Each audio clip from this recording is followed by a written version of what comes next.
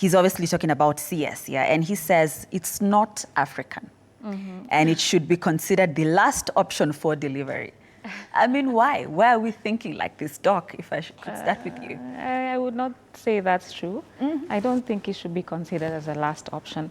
At the end of the day, as COGS, we want to ensure proper practice of reproductive health care and proper care of mothers, pregnant women, because pregnancy is a very high-risk state, and we need to ensure safe delivery of these women. But when he says it's not African, I mean, does this project what some people think of us, women, of mothers?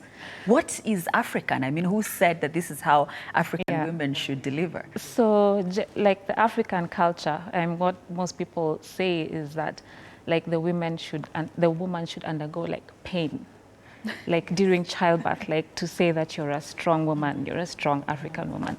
So yeah, that's where that mentality comes from. Like people think that like natural childbirth, like going through that pain is like worth it. The way to go. Is the way to go. Okay.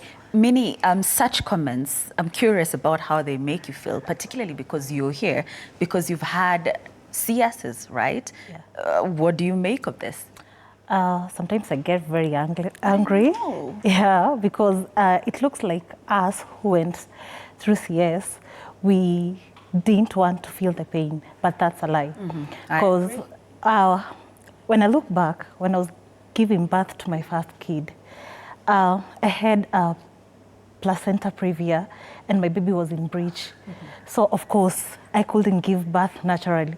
And when I think back, when I was giving birth to my second kid, she was still in breech, and I had the first car. So of course, I couldn't still give birth naturally. Yeah, so I usually get angry whenever I find women discussing like us, we are lazy, we don't want to feel the pain.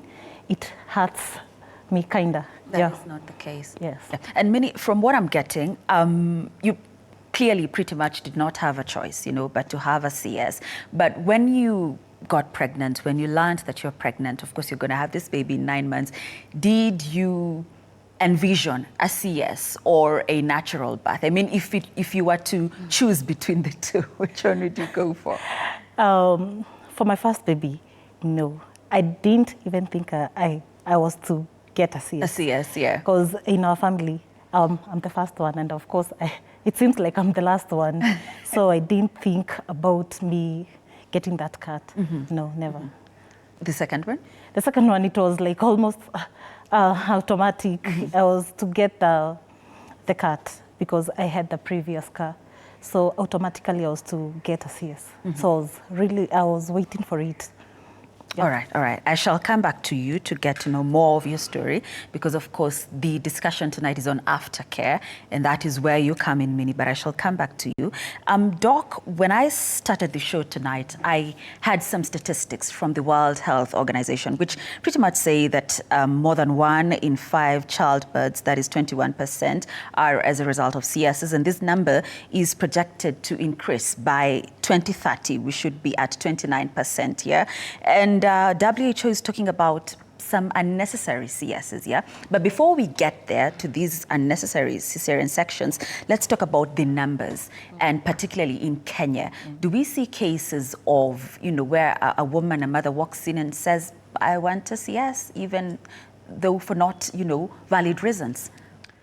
Well, yes, we've been having such cases, and that is just simply because some patients are not cancelled, or probably they're cancelled well, but they just lack enough